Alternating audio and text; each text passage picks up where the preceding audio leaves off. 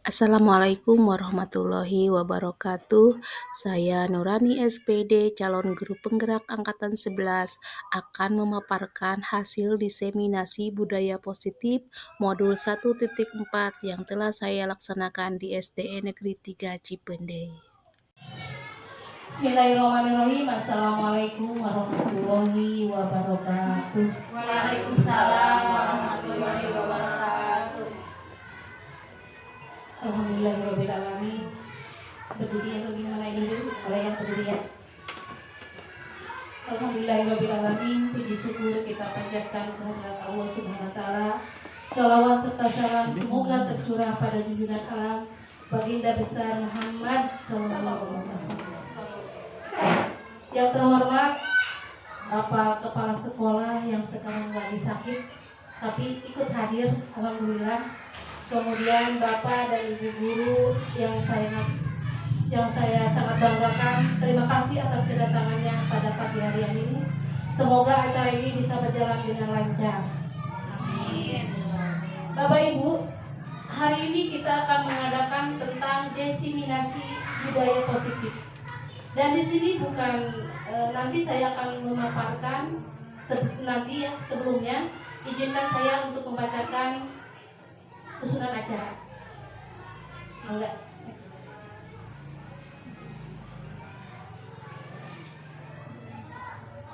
Untuk itu susunan acara pada pagi hari ini yaitu yang pertama ada pembukaan, kemudian menyanyikan lagu Indonesia Raya, kemudian sambutan kepala sekolah, yang keempat ada diseminasi budaya positif oleh CGP, kemudian yang kelima kesimpulan, dan terakhir adalah doa dan tutup.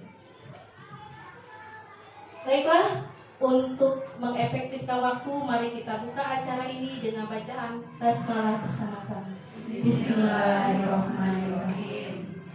Baik Bapak Ibu, kita lanjut pada acara yang kedua yaitu menyanyikan lagu Indonesia Raya. Untuk itu mohon berdiri.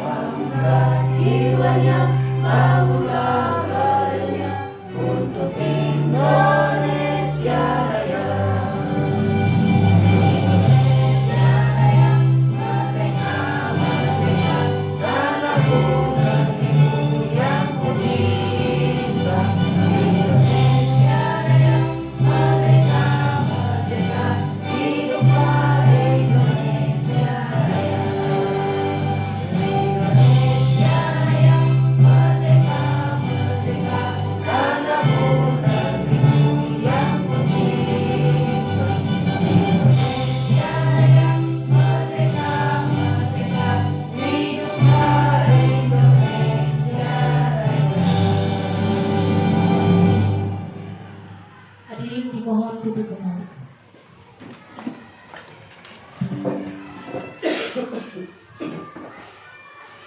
Next.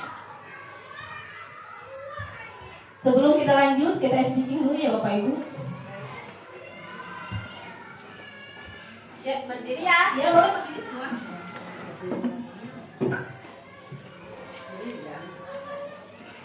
Speaking.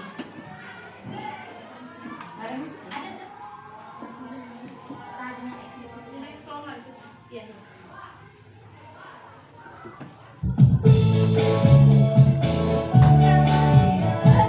Tangan ke samping, rangkulah teman. Tangan ke depan, fokus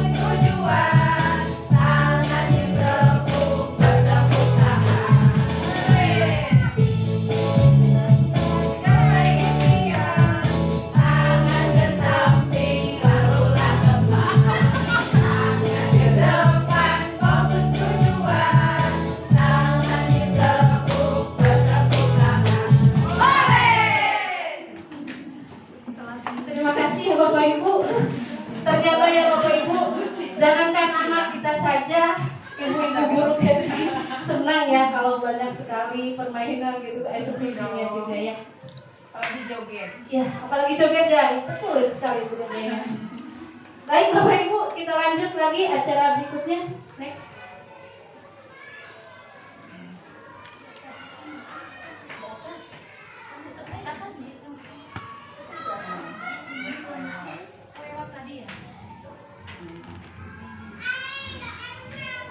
Nah, acara ketiga yaitu sambutan dari Bapak Kepala Sekolah SDN 3 Cipendei, yaitu Bapak Darul Pala SPD. Karena beliau lagi sakit, maka diwakili oleh Ibu Misi Anggraini. Untuk itu kami persilakan.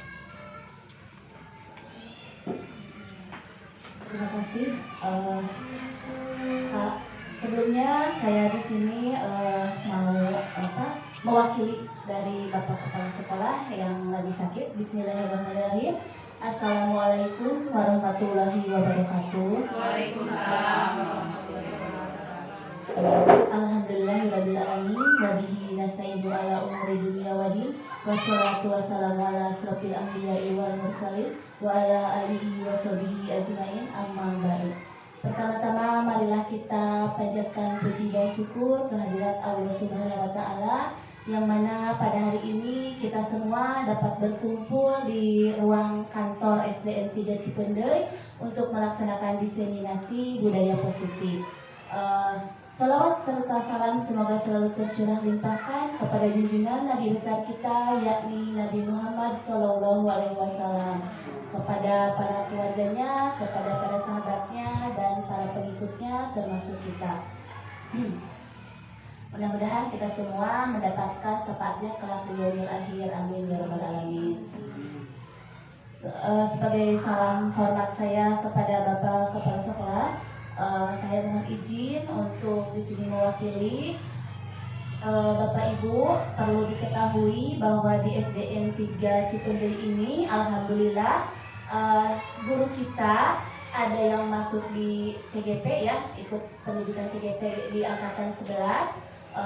Merupakan suatu kebanggaan bagi sekolah kita. Ada guru yang bisa ikut. Mudah-mudahan Bapak Ibu nanti bisa menyusul atau bisa ikut ya apabila ada pendaftaran CGP yang berikutnya ya. Saya sangat mendukung sekali di sini kepada Ibu Nurani. Alhamdulillah sudah melaksanakan pendidikan CGP angkatan ke-11. Mudah-mudahan beliau diberikan kesehatan, diberikan kemudahan dan kelancaran dalam pelaksanaannya. Nah, saya di sini akan membahas sedikit tentang budaya positif yang nantinya akan dipaparkan lebih jelas lagi oleh Ibu Nurani.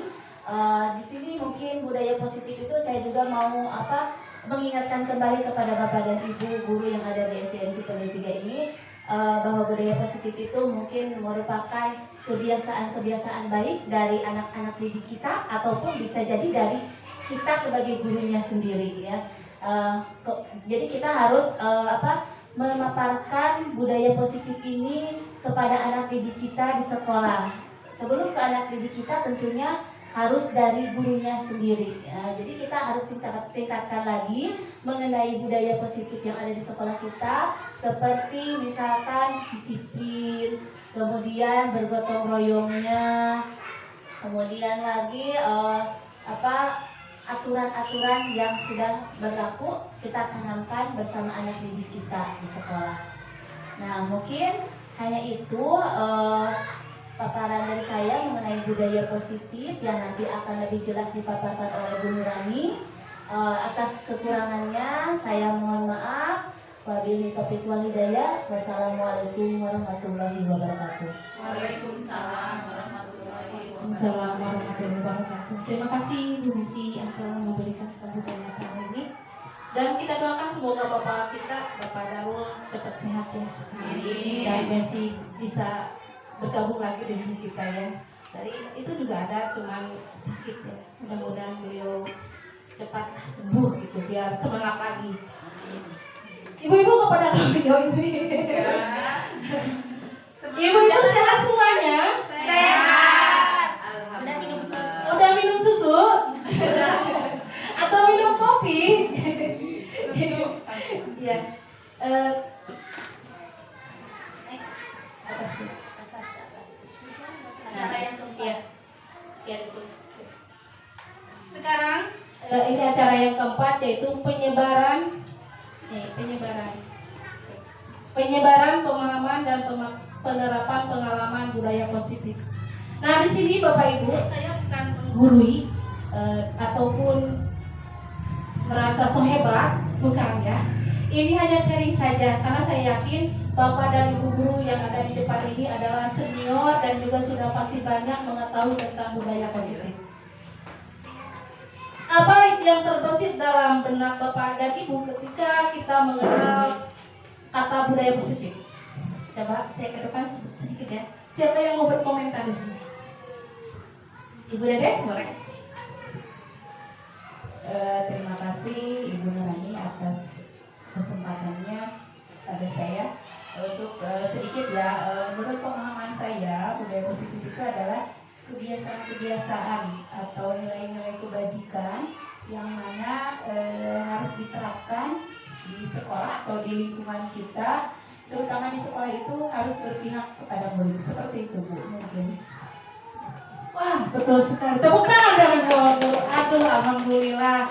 Ya, betul sekali Bapak Ibu bahwa budaya positif ini adalah kebiasaan-kebiasaan yang sangat baik yang telah diterapkan di sekolah kita. Kita akan bertanya kepada guru PAI ya, karena di sini beliau sudah melaksanakan kebiasaan-kebiasaan yang baik di sekolah.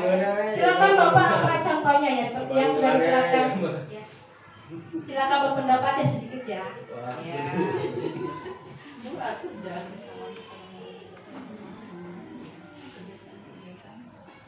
Ya, terima kasih.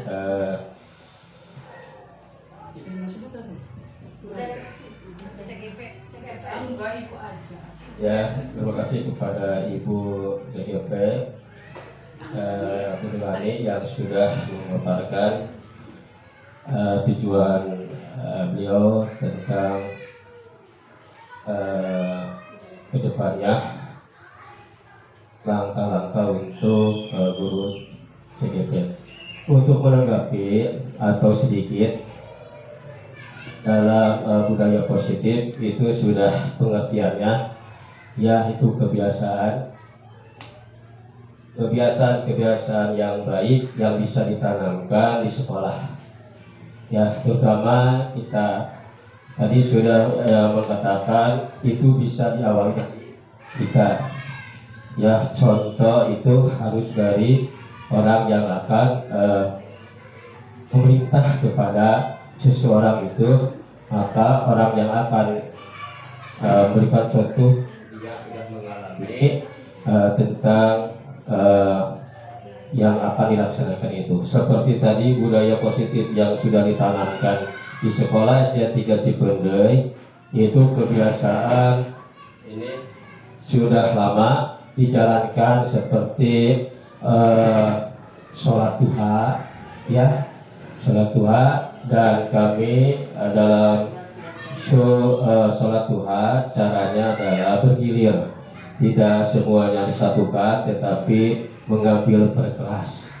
Itu alhamdulillah sampai sekarang berjalan, dan ada lagi seperti pembacaan ayat-ayat Al-Quran, ayat pendek, terutama juz dari 30.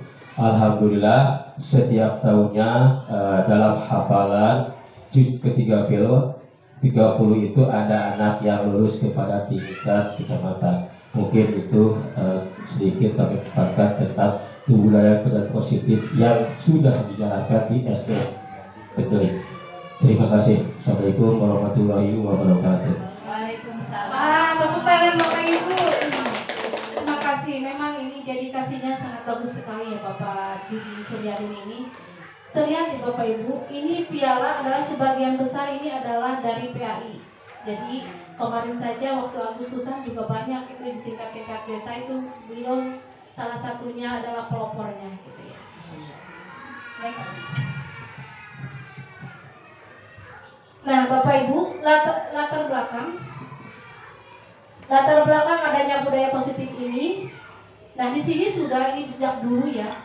Ki Hajar Dewantara mengumpamakan sekolah sebagai sebuah ladang tempat persemaian bibit agar bibit bisa berkembang secara maksimal. Maka petani dapat memperbaiki kondisi tanah, memelihara bibit tanaman, memberi pupuk dan air. Jadi diibaratkan, ini dari dulu sudah ada ini. Kemudian dari uraian tersebut kita dapat memahami bahwa sekolah diibaratkan sebagai tanah tempat bercocok tanam. Nah, ini di sini pengertiannya. Kita saja ini, anak ini ibarat tanahnya. Dan kita yang menjadikan tanah ini mau subur atau tetap terabaikan. Nah, di dalam pembelajaran Ki Hajar Dewantara ini adalah pembelajaran yang memusatkan kepada anak. Jadi guru di sini hanya sebagai fasilitator, Bapak Ibu. Jadi kan kalau dulu ketika saya belum mengenal pemikiran Ki Hajar Dewantara, saya selalu menjadi pusat perhatian anak. Karena itu salah. Karena anak belum tentu mengerti apa yang kita sampaikan. Tetapi kalau kita mengetahui karakteristik anak, oh, anak ini seperti ini, sukanya IPA, so boleh masuk ke IPA.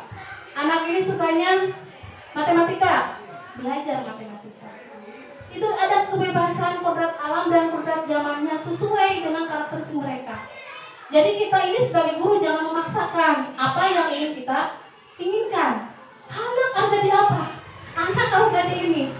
Bisa jadi nanti kita yang akan menjadi berontak anak itu. Akan jadi musuh bagi kita. Tapi kalau kita dengan apa istilahnya? Ya dengan adanya ajakan yang memusatkan pada keinginan mereka, insya Allah pembelajaran akan berhasil. Apa Bapak Ibu pernah menerapkan seperti itu di kelas? Sudah ya? Sudah semua. Iya, hampir semua sudah menjelaskan, sudah menerapkan pembelajaran seperti itu. Next. Nah, konsep inti dari budaya positif ini ada beberapa yang akan kita bahas hari ini. Yang pertama, perubahan paradigma belajar, kemudian disiplin positif, nilai kebajikan, kebutuhan dasar manusia, motivasi perilaku manusia, posisi kontrol guru, keyakinan kelas, dan segitiga restitusi. Ini yang akan kita bahas hari ini, Bapak Ibu, banyak sekali ya. Tapi saya yakin tidak akan sangat melelahkan ini kalau kita benar-benar fokus ingin mendapatkan pengajaran yang maksimal, yang ingin kita capai. Next. Nah, apa itu pembelajaran dengan paradigma baru? Nah, pembelajaran dengan paradigma baru ini merupakan pembelajaran yang dirancang berdasarkan prinsip pembelajaran berdiferensiasi, sehingga para peserta didik belajar sesuai kebutuhannya berdasarkan tahap perkembangan sesuai teori psikologi modern untuk mewujudkan profil pelajar Pancasila. Nah, dan ujungnya nanti ini tetap tujuannya yaitu menuju profil pelajar Pancasila. Ada berapa penguatan dari profil pelajar Pancasila? Ada 6. 1, Beriman dan bertakwa. iya betul, beriman dan bertakwa. Kita lihat di sini. Ini ada. Kemudian Tentunya mandiri. mandiri, terus berkebinekaan global, terus kreatif, inovatif. Nah, kita juga bisa lihat yang berikutnya, bisa lihat Boleh ada yang biar lebih kental gitu, Iya. biar mudah diingat. Susu ya, Bu, kental. Ya, susu. Jeda. Baik, Bapak Ibu, kita lanjut. Miskonsepsi tentang teori kontrol. Nah, Pak Iwan jangan senyum-senyum, apa itu teori kontrol? Bisa salah sebut. Teori kontrol ini ini dari Dr. William Kleiser ya. Beliau dalam kontrol teori itu mengatakan bahwa ada beberapa miskonsepsi tentang teori kontrol. Yang pertama, ilusi guru mengontrol murid. Nah, apa itu ilusi guru mengontrol murid? Pada dasarnya Bapak Ibu, memaksa murid untuk berbuat sesuatu sesuka kita. Jadi ini ada ilusi guru mengontrol murid. Jadi keinginan guru itu, bayang-bayang itu ingin mengontrol murid. Padahal kenyataannya kan murid itu punya kebebasan. Kemudian yang kedua, ilusi bahwa semua penguatan positif efektif dan bermanfaat. Ini juga tidak, Bapak Ibu.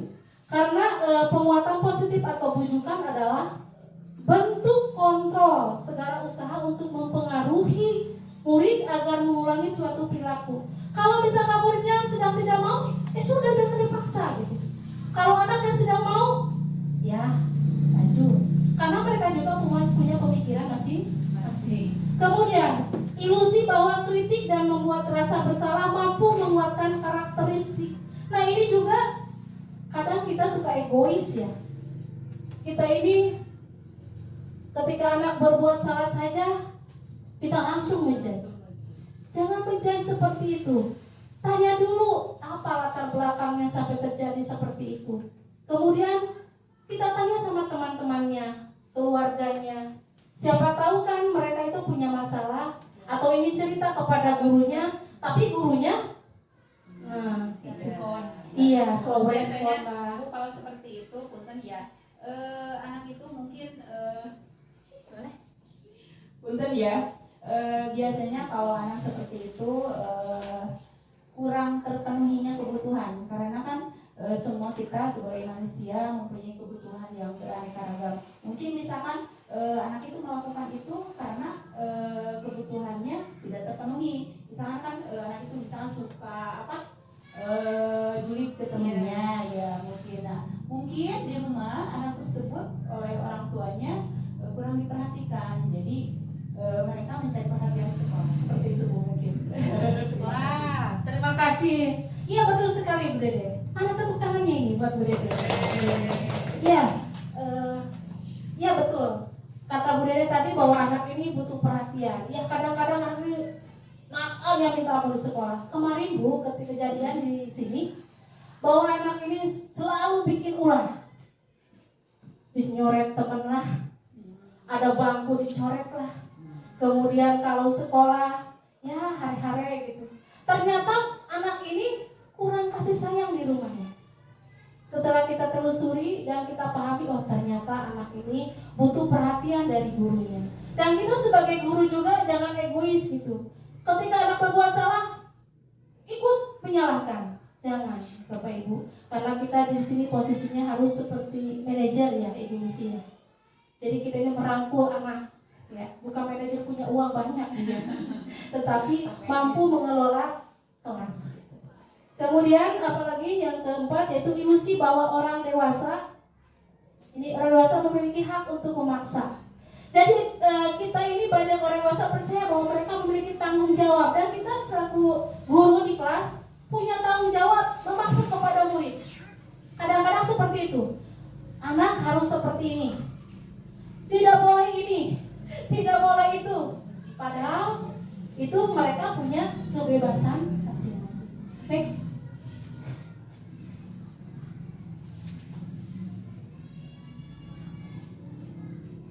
Yang kemudian mengubah paradigma stimulus respon ke pendekatan teori kontrol. Nah, bagaimana seorang bisa berubah dari paradigma stimulus respon kepada pendekatan teori kontrol? Menurut Stephen R. Covey dalam Principle Content Leadership tahun 1991 itu mengatakan bahwa bila kita ingin membuat kemajuan perlahan sedikit-sedikit, ubahlah sikap perilaku Anda. Namun, bila kita ingin memperbaikinya secara utama kita, maka kita perlu mengubahnya. Nah, di sini ada stimulus respon. Realita kebutuhan kita sama menurut stimulus respon. Tetapi kenyataannya secara teori kontrol bahwa realita kebutuhan kita itu berbeda loh. Betul tidak Bapak Ibu? Ya, betul sekali. Iya. Kebutuhan kita nurani, misalkan saya, tidak sama dengan kebutuhan yang dimiliki oleh Ibu Krisna. Kemudian yang kedua, semua orang melihat hal yang sama. Ini menurut stimulus respon. Tetapi kenyataannya menurut teori kontrolnya, setiap orang itu memiliki gambaran yang berbeda. Ya. Kemudian kita mencoba mengubah agar orang berpandangan sama dengan kita. Bisa tidak Bapak Ibu? bersama dengan kita. Karena kenyataannya kita berusaha memandang orang lain tentang dunia. Perilaku buruk dilihat sebagai suatu kesalahan, betul tidak? Tidak semua. Tidak semua juga. Hanya Anda yang bisa mengontrol, semua perilaku memiliki tujuan. Kemudian orang lain bisa mengontrol saya, bisa tidak? Tidak, karena kita juga punya kendali sendiri. Kemudian saya bisa mengontrol orang lain, bisa tidak? Tidak bisa, mungkin saja kalau misalkan sekarang boleh, nanti di luar kan beda lagi. Ya, betul tidak? Kemudian pemaksaan ada pada saat bujukan gagal. Ya. Kolaborasi dan konsensus menciptakan pilihan-pilihan baru. Nah, ini pemaksaan. Artinya di sini pemaksaan ada pada saat bujukan gagal. Artinya ketika pemaksaan terjadi ini akan menjadi perdebatan akhirnya, dan kita ini akan jadi gagal gitu dalam mendidik anak. Kemudian model berpikir menang atau kalah. Model berpikir menang harusnya, tidak ada yang kalah gitu ya. Nah, maju ke disiplin positif.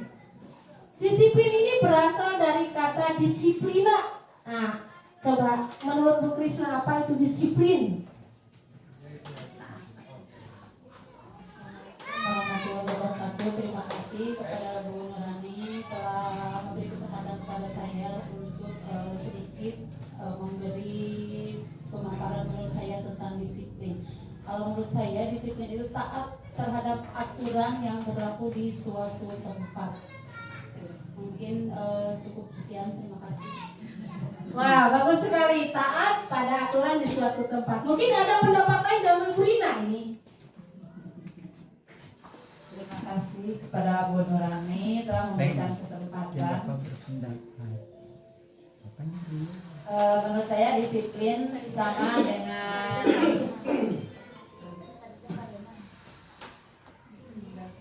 pemaparan dari Bu Krisna bahwa disiplin merupakan suatu aturan yang harus ditaati.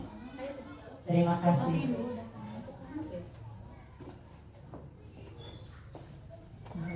Ya, terima kasih atas pemaparannya dari Bu Krisna sama Bu Dina tentang disiplin.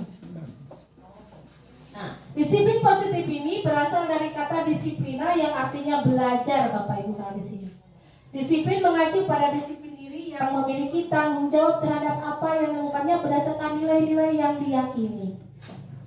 Disiplin positif merupakan salah satu cara penerapan disiplin yang bertujuan untuk menumbuhkan kesadaran serta memberdayakan peserta didik tanpa imbalan atau penghargaan. Ibu-ibu pernah tidak merasa seperti itu? Ingin melaksanakan itu tapi dengan reward misalkan. Jelas. Supaya Semua orang pasti. iya, semua orang. Padahal kenyataannya jangan melihat rewardnya, tetapi kita ini harus bertindak sesuai hati kita. Wah, kita ini sibuk datang pagi-pagi misal. Wah, Nurani datang pagi-pagi ya. Ini dapat reward dari kepala sekolah. Padahal kenyataannya tidak. Kita ini hanya punya tanggung jawab sendiri ya, Bapak. Next.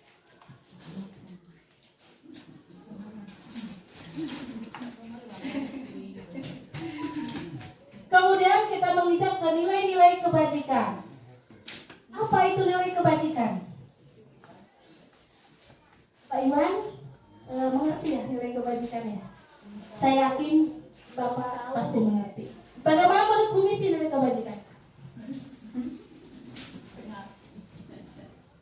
Saya kan belum tahu Bu nilai kebajikan itu apa gitu. Jadi saya kan belum terjun di CGP gitu Bu. Jadi saya tidak tahu apa itu nilai kebajikan. Mungkin Ibu bisa menjelaskan Bu. Ini nilai kebajikan ini Bapak Ibu bukan hanya di CGP ya. Ini dalam kehidupan sehari-hari. Nilai yang disepakati bersama lepas dari suku bangsa, agama maupun latar belakangnya. Nah, nilai kebajikan itu nilai-nilai yang baik Bapak Ibu dalam kehidupan sehari-hari.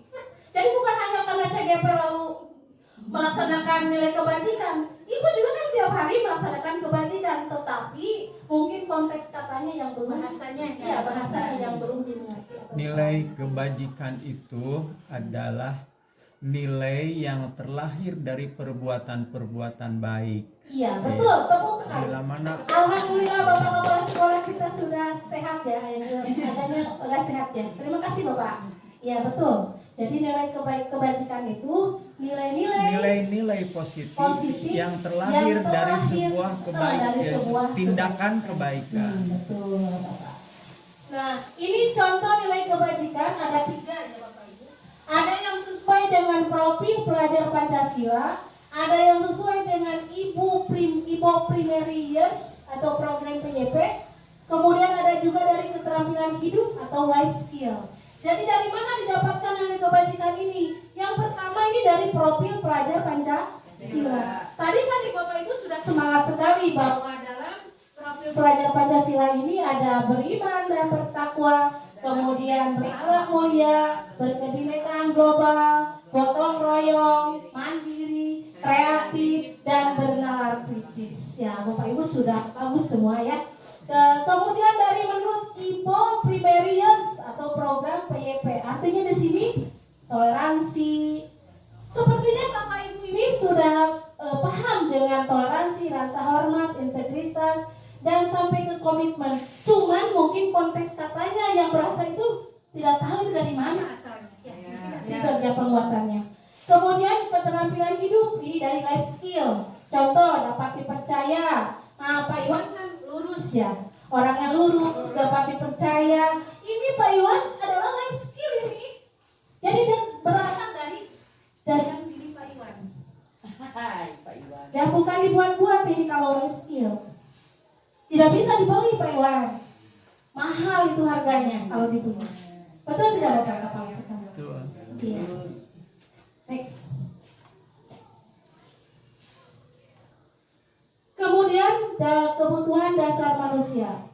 Kebutuhan dasar manusia ini adalah segala sesuatu yang kita lakukan untuk mendapatkan apa yang kita inginkan. Next. Nah, ini 5 dasar kebutuhan dasar manusia. Yang pertama, manusia butuh apa Bapak Ibu? Bertahan hidup. Kalau Ibu tidak ada di sini, bertahan hidup bukan? Bukan kan? Karena kita bisa di sini berarti kita bisa bertahan hidup. Dan ini adalah kebutuhan daripada manusia. Contoh, ini butuh apa? Makanan. Ya, nanti Bapak Ibu tenang, makanan sudah ada. Nanti Ibu Ratna itu bagiannya ya. Ada biar sehat. Kemudian pakaian. Ini Bapak Ibu juga pakai pakaian. Iya. Bukan dikasih. Iya. Ayo ganti-ganti pakaian.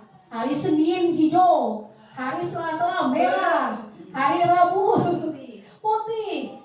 Si pelangi juga. Tidak apa-apa Bapak Bu, itu adalah kebutuhan. Kalau mampu silahkan. Ya. Tapi kalau tidak mampu jangan Bu, jangan memaksakan diri. Sampai-sampai bapak-bapak misalkan anak ingin sama dengan perempuan, pakai warna geceng. Oh iya, pakai Shopee. Ada Shopee di sini ya. Iya. Kemudian tempat tinggal. Bapak Ibu punya tempat tinggal kan? Iya. Itu juga kebutuhan Bapak Ibu. Kemudian keamanan. Kalau tidak aman kira-kira gimana kita? Tidak bisa bertahan hidup. Iya betul. Adanya penjahat, kita lagi tidur, ada penjahat diambil, hidup tidak kita? Tetap hidup. Kesehatan. Kalau kita punya harta banyak, pakaian bagus, rumah bagus, kendaraan bagus, tapi sakit, tidak mau. Iya, itu tidak enak. Jadi kebutuhan ini harus bertahan hidup, tetapi harus sesuai dengan kemampuan. Kemudian, Bapak Ibu, 5 kebutuhan dasar manusia yang kedua adalah kasih sayang dan rasa diterima. Nah, menurut ya ini wajah-wajah kasih sayang ini. Ya, silakan. Terima kasih Ibu atas waktunya.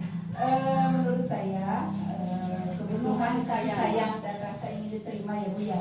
Mungkin kita sebagai manusia secara kodrat itu semua memiliki ya rasa itu. Terutama rasa apa?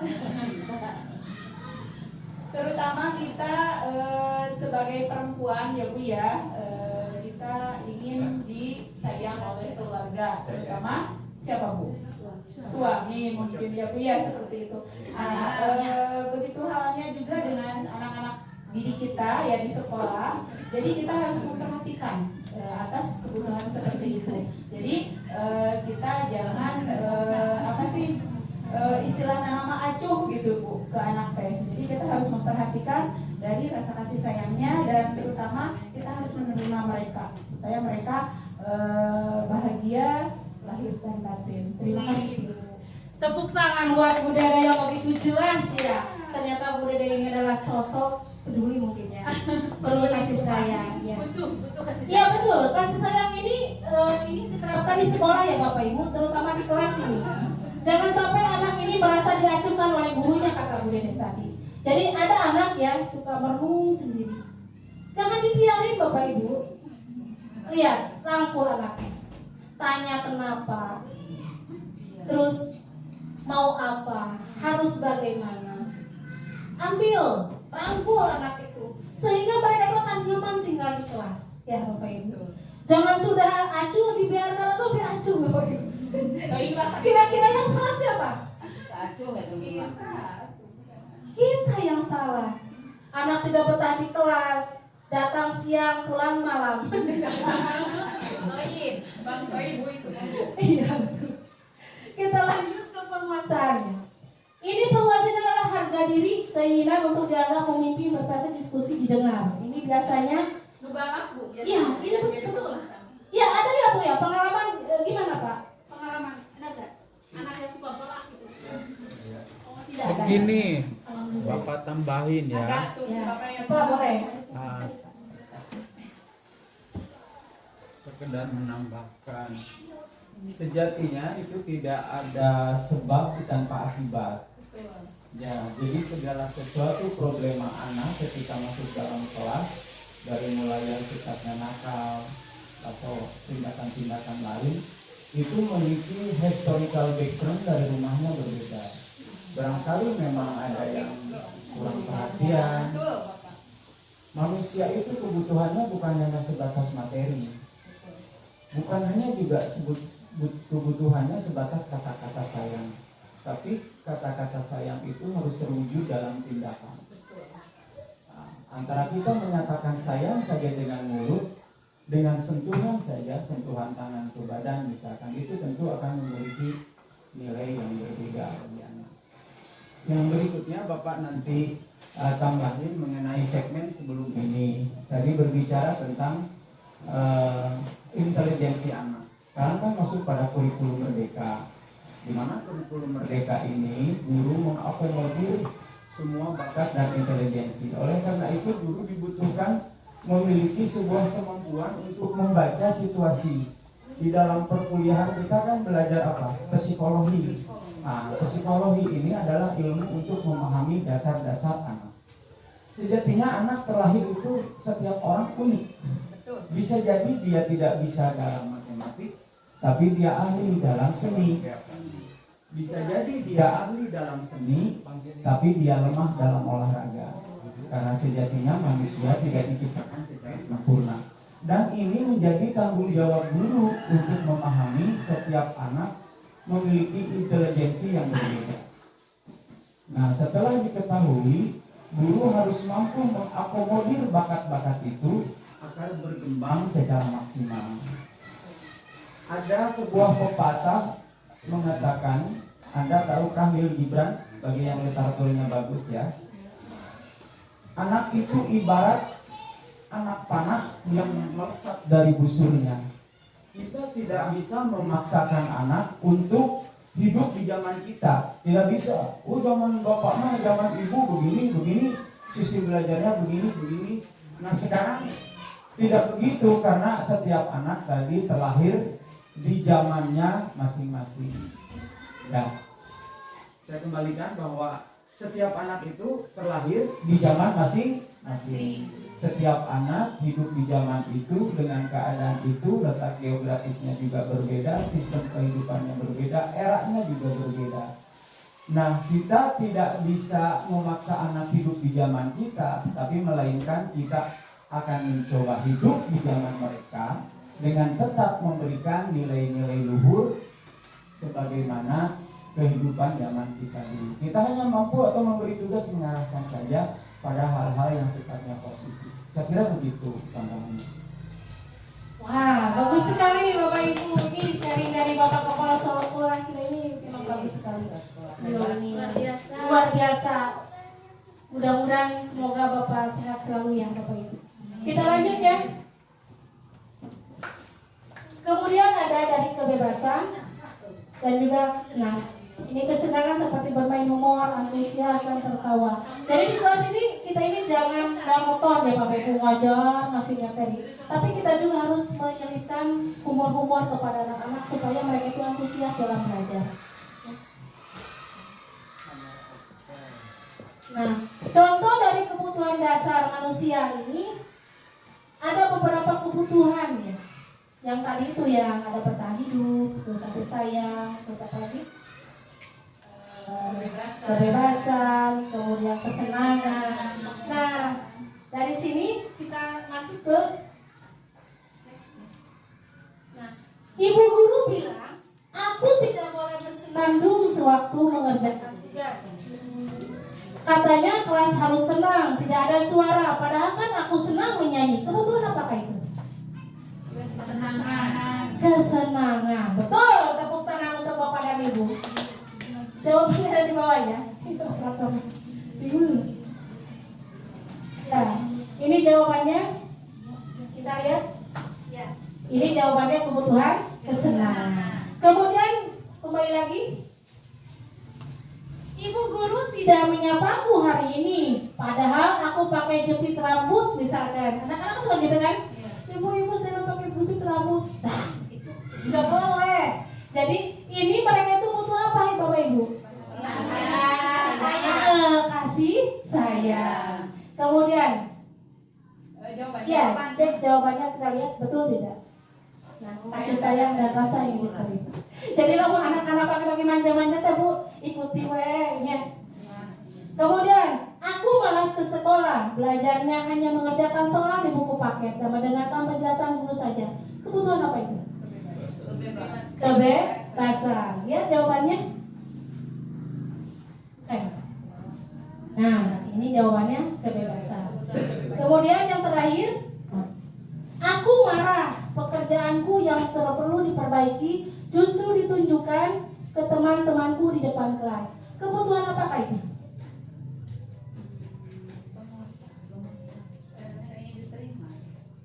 Oh ya. Ya betul, itu penguasaan. Next. Nah, kita lanjut ke motivasi perilaku manusia. Ini ada motivasi ekstrinsik, ada juga dari intrinsik. Ada yang dari dalam, ada juga dari luar. Nah, kalau untuk dari luar, ini untuk menghindari ketejaman hukuman, kemudian untuk mendapatkan imbalan untuk penghargaan dari orang lain. Jadi ini khusus, jadi anak itu berperilakunya hanya ingin mendapatkan imbalan atau ujian. Kemudian motivasi yang kedua ini datang dari dalam diri mereka, yaitu untuk menjadi orang yang mereka inginkan dan menghargai diri sendiri dengan nilai-nilai yang mereka percaya. Next. Nah, biar tidak ini ada bagian dari motivasi perilaku manusia itu ada hukuman, ada konsekuensi dan ada restitusi. Ini ibu-ibu, ini biasanya ini hukuman. Apa itu hukuman? Hukuman itu tidak terencana atau tiba-tiba. Kemudian murid tidak tahu apa yang akan terjadi, kemudian bersifat satu arah. Nah, kalau konsekuensi ini terencana, ini misalkan kesepakatan di kelas ya. Kita juga pernah ya di kelas misalkan, kalau hukuman misalkan anak tidak pakai sepatu misalkan. Iya, kan di sekolah sudah ada ketertibannya, harus pakai sepatu.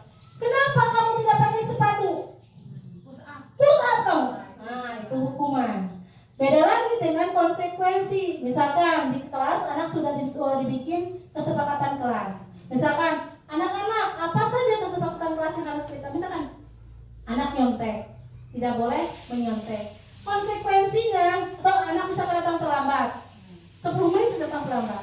Nah, konsekuensinya sudah dijelaskan tadi bahwa anak tidak boleh datang kesiangan. Akhirnya karena dia datang kesiangan, dia berarti konsekuensi itu kena. Kemudian restitusi. Apa itu restitusi? Ini proses menciptakan kondisi bagi murid untuk memperbaiki kesalahannya. Dan ini biasanya ini restitusi ini kalau anak bisa melakukan kesalahan kita panggil, terus kita tahu apa itu masalahnya, kemudian mereka juga minta maaf itu sampai ke akar-akarnya sampai selesai ya Bapak Ibu. Next. Nah ini ada kuis Bapak Ibu. Lihat sini. Yang pertama ini ada siapa yang bisa menjawab? Boleh, Bu Krisna. Ayo, Bu Kris. Catatan puitis. Catatan puitis. Catatan puitis ya. Catatan puitis. Ya, catatan puitis ya. Kita lihat catatan puitis. Ya, betul sekali, tepuk tangan untuk Bu Krisna. Karena beliau sudah menjawab dengan bagus. Kayaknya tidak minum susu pagi-pagi ya. Maka saya kasih susu spesial biar sehat. Ya, terima kasih Bu. Next. Ayo, ini apa ini? Ya, ada yang bisa menjawab ini yang kedua. Karena ini hadiahnya akan makin matang sekali. Pak Iwan, jangan melongo. Iwan mau mencoba? Boleh tidak 2 kali? Oh, tidak. Tidak kali. Ayo, Bu Misi.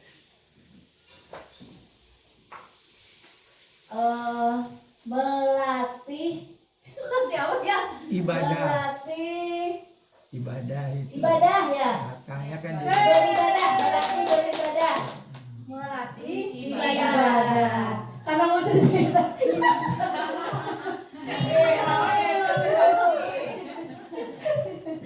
Terima kasih ya Bu partisipasinya. Next ini yang ada tadi. Ini belum menjawab ini tadi nih. Ayo, siapa yang bisa menjawab ini hadiahnya banyak sekali. Nih hadiahnya nih. Ayo, hadiahnya tambah lagi dari sini. Tambah lagi dari sini nah. Ayo, siapa yang bisa menjawab ini? Ayo, Bu Renti mau mencoba?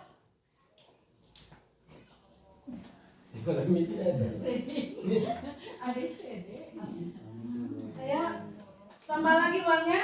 Nah, tambah lagi uangnya. Ayo, Pak Iu.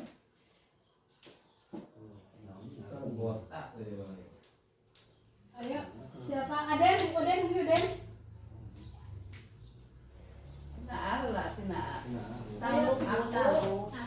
Aku anak sehat. Aku beribadah, aku berangkat beribadah. Aku berangkat beribadah. Saya haji. Dan kepelangan. Tambah lagi. Ayo. Ditambah lagi. Huruf Arabik ya? Ayo, Arabik. Nah, tambah lagi. Huruf Arabik bukan? Iya. Huruf Arabik bukan? Bukan. Apa tuh? Huruf kota. Ada ya Bapak Ibu tahu Iya, semua ini. kota. Karena tahu ya, kita masukin lagi nih barang-barangnya nih. Masukin lagi. Aduh. Benar-benar Bapak Ibu. Ini adalah apa ini? Huruf apa ini? Huruf alfabet. Alfabet. Ini huruf besar, kapital. kapitalisasi. Ini huruf, ini ya Arab. Huruf Arab. Jadi hampir betul. Hampir betul. Fungsinya ada mengatakan. Membuatkan atau berfungsi. Apa namanya? Ya, ini untuk mengecoh Bapak Ibu saja ya. Terima kasih buat tepuk tangan untuk Bu Krisna sedikit betul ya. Krishna Kintamihanti Adang itu nah dia. Next. Ini apa ini? Ada satu lagi. Oh, ini satu lagi apa ini? Apa? Pak Iwan? Mau mencoba? Ayo. Ternyata jangankan murid ya. Ayo kan polisi. Cuan. Apa? Sanan. Ikan. Bu Rata mau ikut boleh. Sanan. Tidak ada yang Tambahan. Ikan. Sanan. sanan. Ayo Rujukan. rujukan. Bukan. Udah ya? Nakluk ini? Oh, belum. Ayo belum. Sudah yang berpikirkan Ayo boleh. Jangan jauh-jauh mikirnya Bu. tulang rusuk. Tulang rusukan. Tunangan. Tunangan. Ayo. Udahlah tebak. Udah. Udahlah. Ini adalah asinan. bukan. Ya udah sudah mukrit. Oh masih penasaran kayak yang Masih saya. penasaran. Keluar dari itu. Hijau keluarkan. Iya, yang hijau boleh keluar. Ini apa ini? Cucu. Durian.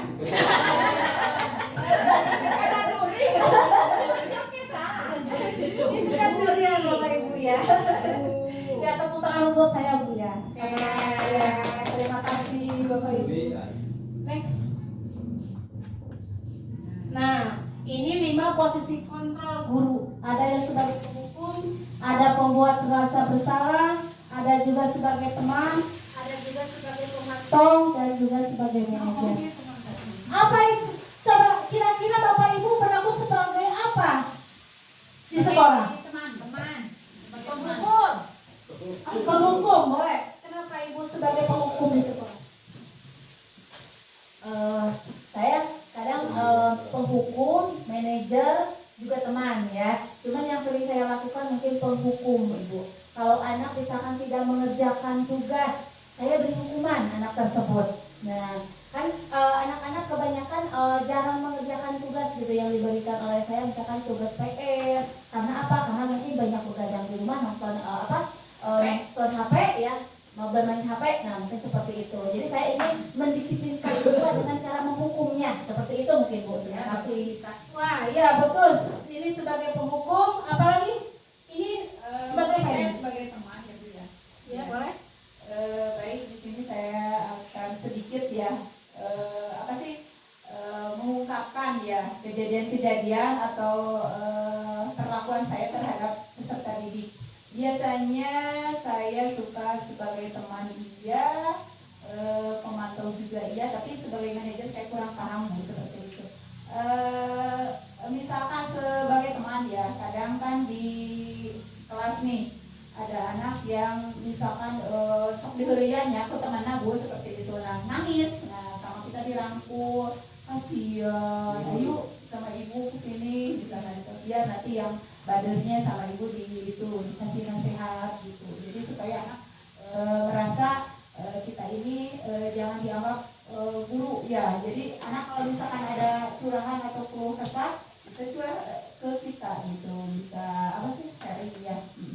Terus sebagai pemantau biasanya kita mengalihkan gitu Bu, memantau anak supaya peserta didik kita bagus dalam belajarnya. Nah gitu. Tapi hal yang lainnya mungkin pernah juga saya lakukan, cuman dalam artian saya belum memahami secara berkesinambungan seperti itu. Mohon dijelaskan ya Bu ya yang lainnya. Jadi Bapak tambahkan. Ini itu. sini Bapak, sini. Gak usah di sini aja. Kan kelihatan dari situ. Sini. Biar ke video Bapak. Lihat ke video kan Mas. Nah, yang dimaksud dengan lima posisi kontrol guru ini yang pertama penghukum. Di mana dalam hal penghukum, guru di dalam kelas harus mampu menjadi sosok pemberi keadilan. Nah, manakala ada anak yang bisa dikatakan melanggar tata tertib, misalkan jahilin teman dan lain sebagainya, maka guru mampu memberikan suatu keadilan berupa tindakan yang bisa memberikan efek jera. Nah, yang kedua, membuat merasa bersalah. Nah, manakala anak sudah melakukan kesalahan, terus guru telah memberikan keadilan kepada orang pihak korban yang dikorbankan oleh anak tersebut, guru mampu memberikan petuah sehingga petuah itu mampu menumbuhkan rasa bersalah bagi pelaku. Nah, Misalkan ini kita berikan penjelasan bahwa tindakan itu salah, bahwa memberikan orang lain berakibat fatal, maka timbul rasa sesalan bagi anak pelaku. Sementara guru sebagai pemantau di sini dalam artian guru sebagai pemerhati dari A sampai Z dengan berbagai masalah yang terjadi di kelas. Sementara guru sebagai teman, sebagaimana sudah Bapak katakan tadi bahwa guru itu bukan hanya sebagai pengajar, bukan hanya sebagai fasilitator, bukan hanya sebagai ibu atau bapak, tapi juga guru sebagai teman. Di sini guru luas dalam artian jika guru memposisikan diri sebagai teman, nah begini, jika guru memposisikan guru sebagai guru penceramah, maka akan ada batasan etika sehingga anak tidak mampu mencurahkan berbagai macam permasalahannya di rumah. Tapi manakala guru berdiri di kelas memposisikan diri sebagai teman, maka dia mampu mengungkapkan hal-hal yang sifatnya tabu tanpa rasa malu. Sementara yang terakhir, saya kira semua paham, guru sebagai manajer berarti guru sebagai pengatur dan pemberi instruksi dalam segala hal, gitu. Wah, baik sekali Bapak Ibu. Ini mah Bapak Kepala saya sangat super sekali. Jadi saya tidak harus menjelaskan ya Pak Ibu. Sudah cukup dari Bapak Kepala Sekolah juga tadi ya. Next. Nah ini contoh penerapan nilai posisi kontrol guru itu hormat pada bendera. Ini Anda itu saja ya Bu. Kasusnya siswa tidak memakai atribut lengkap saat upacara bendera. Maka penghukum, kalau misalkan cara penghukum itu hormat pada bendera selama 1 jam. Kamu harus hormat pada bendera 1 jam. Itu penghukum ya. Kalau cara membuat rasa bersalah, berapa kali Bapak Ibu harus memberitahu kamu selalu saja mengecewakan Bapak Ibu. Itu kata-katanya. Next. Secara teman, ayo dong ikuti aturan sekolah. Tolong bantu Bapak Ibu ya sudah tidak apa-apa, lain kali jangan sampai berbuat seperti ini lagi. Kemudian secara pemantau, kamu sudah melanggar peraturan sekolah. Kamu tahu konsekuensinya. Setelah upacara kamu beli atributnya koperasi dan jangan diulangi lagi. Next. Nah untuk manajer, apakah kamu tahu kesalahanmu? Kira-kira bagaimana kamu pada kesalahanmu? Next. Posisi kontrol apakah aku? Saya kecewa sekali dengan kamu. Berapa kali ibu harus memberitahu kamu ya? Saya kecewa lagi. Next aja. Udah lama ya? Next. Ini sama juga.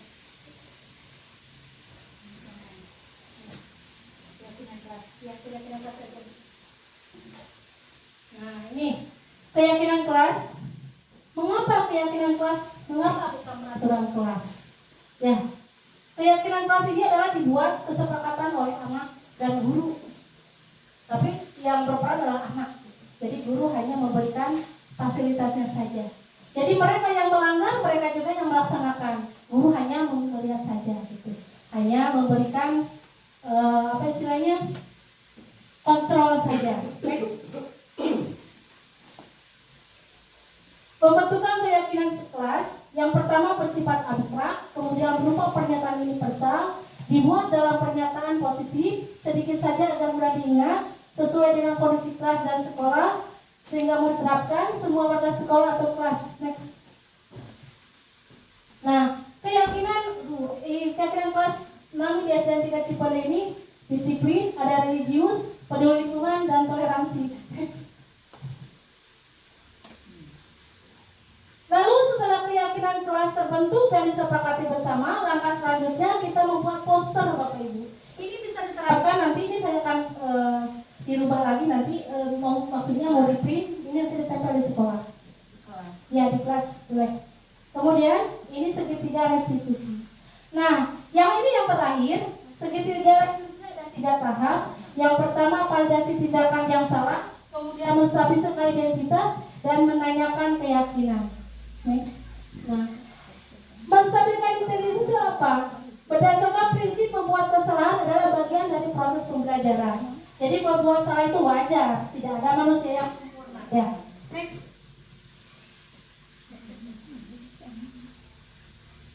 Validasi tindakan yang salah. Berdasarkan prinsip setiap perilaku memenuhi suatu kebutuhan tertentu. Kamu pasti punya alasan mengapa melakukan hal itu. Next. Nah, terakhir menanyakan keyakinan. Berdasarkan prinsip teori kontrol bahwa pada dasarnya kita tahu secara intrinsik apa keyakinan kelas itu. Untuk lebih jelasnya, di sini saya sudah melakukan ini penerapan yang barusan yang anak kecil. Jangan nanti. Contoh ini contoh penerapan restitusi segitiga kemarin ya. Ini dari Teh Akila. Silakan ini diklik. Kita lihat bersama apa itu restitusi Bapak Ibu.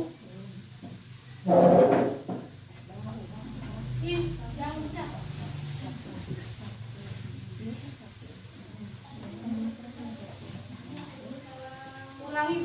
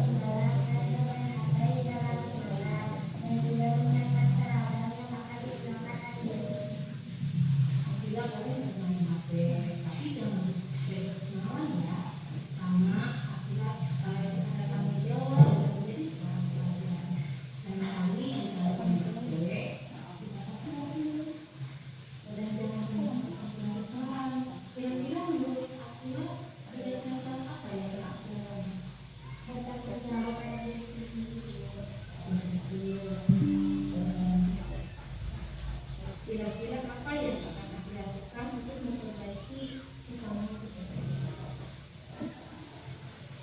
Saya minta maaf Bu karena hari ini datang terlambat. Saya berjanji tidak akan memakai sampai larut malam dan saya akan menggunakan taksi yang dekat. Jadi kalau begitu bagaimana hasilnya dengan kira ya setelah kita boleh pergi ke kelas lagi. Terima kasih Bu. Assalamualaikum. Waalaikumsalam. Itu Bu salah satu contoh restitusi segitiga restitusi ya. Kemudian kesimpulannya, dalam penerapan program disiplin positif, hendaknya guru memiliki standar kepribadian, profesional dan sosial yang baik, di mana guru mampu merefleksi dirinya dalam posisi kontrol saat ini. Bagaimana perjalanan dirinya sebagai mom atau manajer yang menuntun murid-muridnya menjadi insan yang mandiri, merdeka dan berjauh. Jadi menurut standar nasional pendidikan. Next. Nah, Bapak Ibu, mungkin hanya itu ya untuk kesempatan pagi hari ini. Sebelum ditutup kita doa dulu ya Bapak Ibu yang akan dipimpin oleh Bapak Rudi Suryadi dari SPD Guru PAI. Begitu yang bisa. Doa ya, Allahumma barik lana.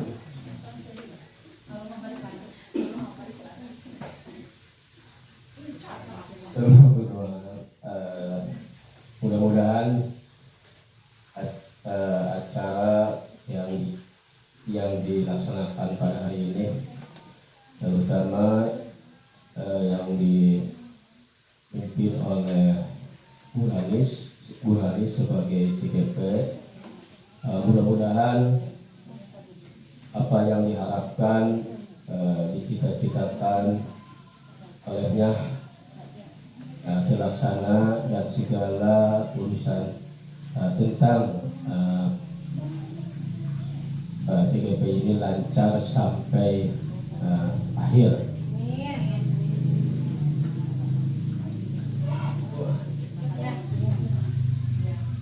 Allahumma sholli wa sallim wa barik wa sallim, amin. Bismillahirrahmanirrahim. Alhamdulillahirabbil alamin hamdan yu'ti wa yukafi majidah. Rabbana lakal hamdu kama yanbaghi li wajhi wa sultanik. Allahumma sholli ala sayyidina Muhammad wa ala ali sayyidina Muhammad alladzi tunjina biha min jamil ahwal wal afat wa taqina biha jamil hajat wa tabiha min jamil sayyi'at wa tarfa'una biha indaka a'la darajat wa tubalikuna bi aqsal ghayat min jamil khalqikil hayati wa badal mamat. Allahumma jibna ilman warjukna fahman. Allahumma jibna ilman warjukna fahman. Rabbana atina fid dunya hasanah wa fil akhirati hasanah wa qina adzabannar. Wassallallahu ala sayyidina Muhammad wa ala sayyidina Muhammad. Subhana rabbika rabbil izzati amma yasifun. Wassalamun ala mursalin walhamdulillahi rabbil alamin. Dek.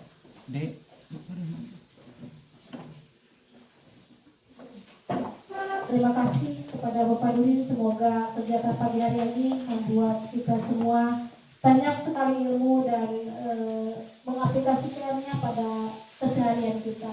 Terima kasih Bapak Ibu atas kehadiran dan kesiapannya untuk mengikuti acara ini. Saya mohon maaf apabila sekali banyak kesalahan dan kekurangannya, mohon dimaafkan ya Bapak Ibu. Masih semangat ya? Ya, terima kasih. Wassalamualaikum warahmatullahi wabarakatuh. Warahmatullahi wabarakatuh. Ini adalah bukti nyata tentang keyakinan kelas yang telah kami lakukan di SD Negeri 3 Cipendei.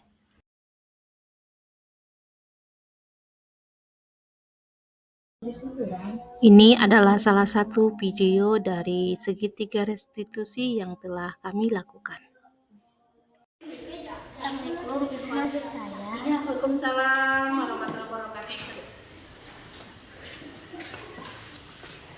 Ada apa Bu, Ibu manggil saya? Akila tahu hari ini hari apa?